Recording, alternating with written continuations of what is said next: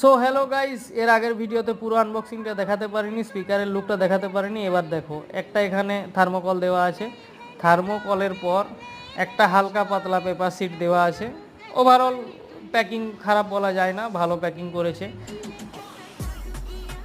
তারপর একটা হালকা প্লাস্টিকের মধ্যে স্পিকারটা দেওয়া আছে, যাতে বৃষ্টি টিষ্টি হলে ভিজে না যায়, নষ্ট না হয়ে যায়। তো নেক্সট এর ফাইনাল লুক দেখাই তোমাদের। তো দেখো, স্পিকারটা দেখতে ভালো বটে, ওয়েটফুলও বটে, ডিজাইনটাও চেঞ্জ করে দিয়েছে।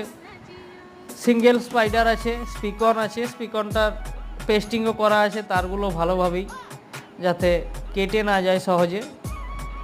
Q1 ব্র্যান্ডিং আছে ডাস্ট ক্যাপটাতে। আর 3 লেয়ার পেপার কোন আছে, পেপারটাও আমি হাত দিয়ে নেড়ে চেড়ে দেখলাম, ভালো বটে। পিছন থেকে লুকটা একবার দেখে নাও। এখানে দুটো মডেল আছে, এটা একটা মডেল আর একটা 400 ওয়াটের মডেল পাওয়া যায়। এখানে দেখো